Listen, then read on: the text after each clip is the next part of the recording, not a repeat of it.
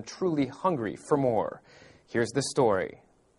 From the global allure of K-pop to the traditional sights, smells, and tastes of Korea, this weekend's Korean festival was a huge success, drawing tens of thousands of people to Bergen County's Overpeck Park.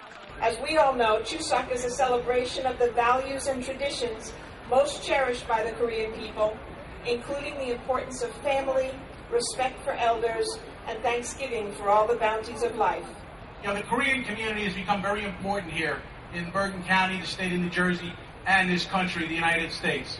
One of the things that makes the United States so great is its diversity, and it's shown here today with the Korean community. You are reteaching us the value of hard work, devotion to family, and devotion to our ancestors' traditions. The Korean Produce Association of New York held the annual festival in New Jersey for the first time in the event's 29-year history. Visitors came far and wide, some as far as Texas, to attend the two-day festival and experience a global phenomenon. Well, I've only really saw the Taekwondo performance so far, but it was really good. They were really athletic. I seen SM Town last year. I'm here for the K-pop music. I love it. A lot of my friends do too, so yeah, we just all enjoy listening to K-pop together. B2SC, they're my all-time favorite. I live and breathe them. I love it, and especially I love K-pop and K-pop music. My friend Emily, she showed me K-pop, so I got into K-pop through her, and then like YouTube and stuff. I've never been to a K-pop concert ever. I'm really excited.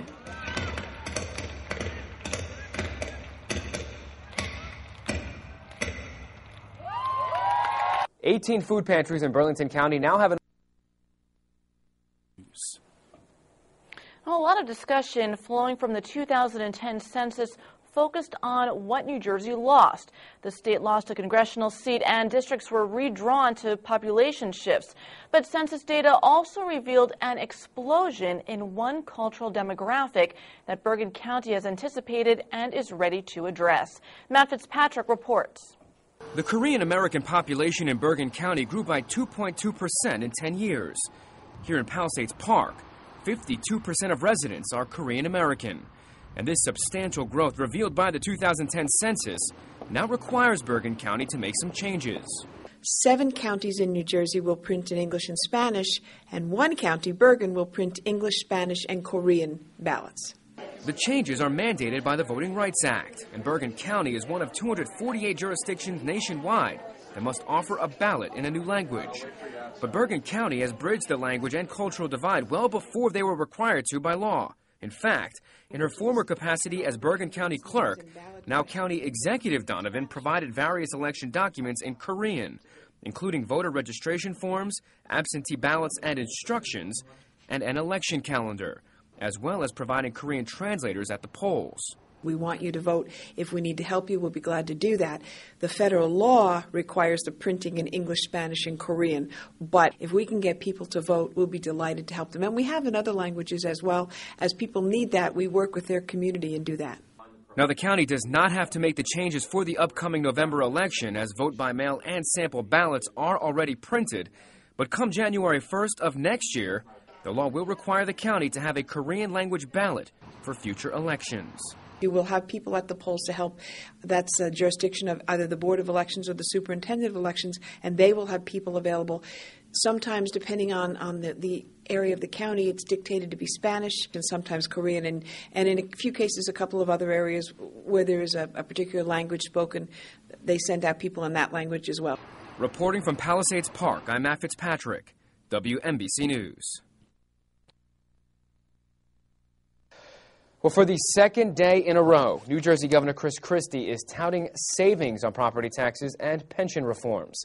Lisa Wojcicki takes a closer look now at what is going on in one of the highest tax counties in the state. Abbott Road is a quaint street in Paramus, New Jersey. It's also located in Bergen County, an area known for its affluent homeowners and high taxes. But last year, for the first time, it drew a budget with a 0% increase. And with that, it was presented to my freeholders, and we produced the first reduction in almost a decade of $750,000 to the county budget. It's a result of Governor Chris Christie's 2% cap on property taxes. And this past summer, legislation was passed to require municipal employees to contribute more to their pension. Christie says local governments are now saving $267 million, and that's equivalent to a 20% increase in municipal aid. Paramus is going to save nearly $1 million, $933,000 this year from pension reforms, with additional savings on the horizon as health benefit reforms are implemented. And this year, $70 million will be saved from the health benefit reforms we made. Now, Christie is using Lou and Marie Scalera as a prime example of New Jersey residents that will benefit from this property tax reform. They are a retired couple that have lived in Paramus for 39 years and are struggling to stay here on a fixed income. So for taxpayers like Lou and Maria here in Paramus and others across the state, they can be sure that now we're finally controlling this problem. And it's still going to take some more effort. We need civil service reform. We need sick pay reform. Christie says the state has also extended the retirement age and is looking to possibly abolish sick pay. That would only allow workers to give unused days to others who may need it due to a chronic illness. If someone's sick and they can't come to work, that there's a certain amount of sick days that everybody should get. But if you're fortunate enough not to be sick, why should we pay you for not being sick? State actuaries project in the next 30 years, pension reform will save $43 billion. And over the next 10 years, health benefit savings would total $1.6 billion. Reporting in Paramus, I'm Lisa Wojcicki for WNBC News. Thanks for joining us. We'll have those stories and much more news tonight, but first up this evening, there is a renewed push tonight to reinstate New Jersey's film tax credit. And lawmakers are looking to extend the benefits well beyond reality TV. Howard Monroe Gray reports. Today, New Jersey's TV and film Golden Girls are the women of the Real Housewives of New Jersey and the women of Jersey Shore. But the original Jersey girl was Alice Guy Blache. We have a great history in New Jersey. This is the first woman filmmaker in the world who had the first woman to own a studio built in New Jersey. She's buried in New Jersey. Thomas Myers is the executive director of the Fort Lee Film Commission. Blache was the first woman to own a movie studio. She formed Solac Studios in Fort Lee with her husband and made more than 1,000 films. And it's Blache and other early filmmakers who lawmakers want Governor Christie to remember when considering New Jersey's film tax credit. The American film industry would not be what it is today without the work that was done in Fort Lee. Governor Christie cut the credit last year for budgetary reasons and made an example of why he did it 2 weeks ago when he vetoed a $420,000 credit for the production company of MTV's Jersey Shore. But they say this is about jobs. I have been an advocate for this program for the last 10 years that I've been in the legislature. And the reason I've been an advocate for it, because it creates jobs. This is about jobs. When the state's tax credit was in place, nearly 4,400 people were employed in the industry, and New Jersey was 5th in the country for production.